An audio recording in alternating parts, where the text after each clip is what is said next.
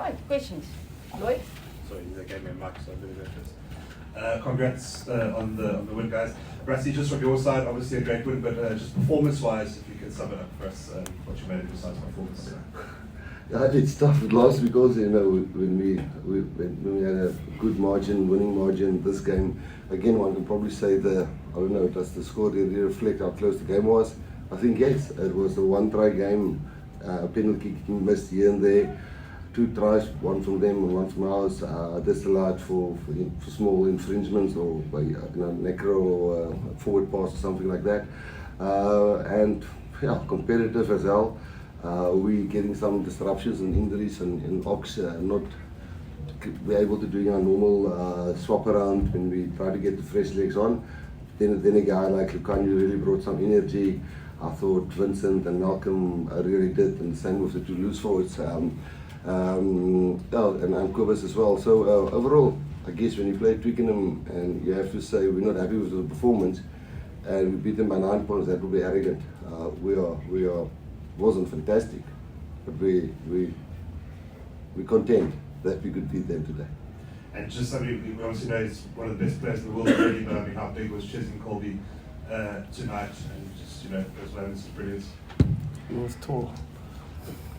I'm so nervous that I'm jinxing when I keep on saying he's just a special player, but it doesn't seem to go to his head.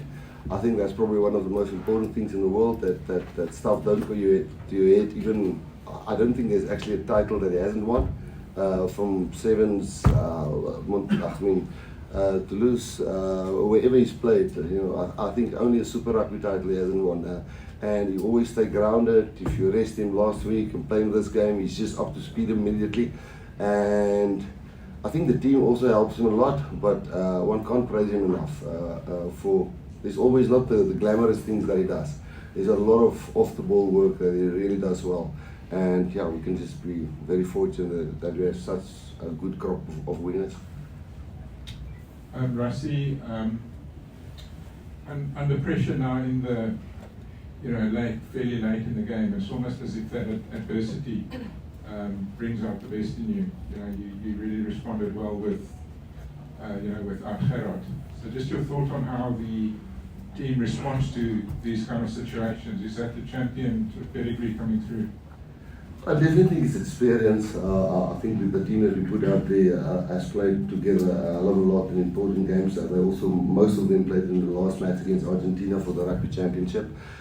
Getting cards is not something that to be proud of, but hanging in there while we have a card, that definitely takes some character and good planning from the other coaches and the guys who's running the specific areas in the game, being a defense lineouts or scrum. Vincent going to lose it.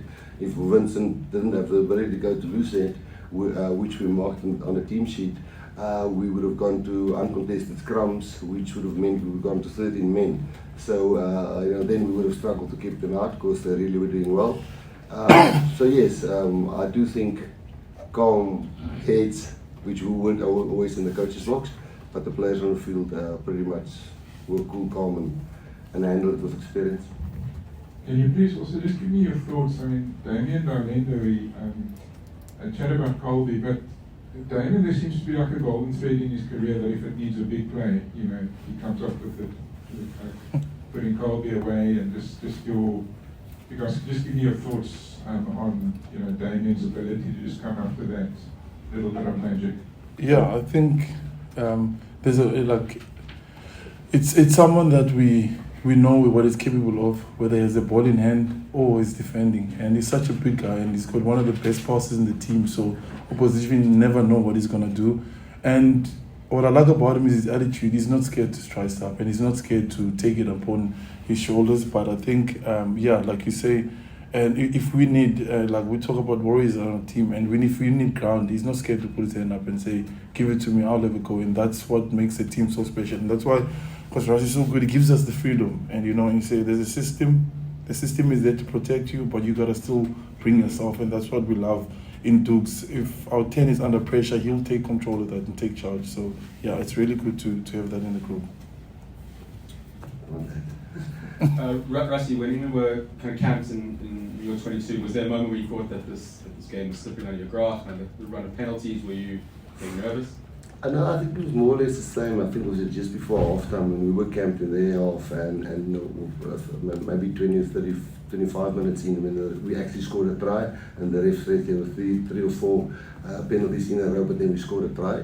I think unfortunately, or lucky for us, unfortunate for them, they didn't convert. And we got the first yellow card, and we definitely knew if we made another mistake there, penalty-wise, we would go down to 13 men, and I think that's where the call came on.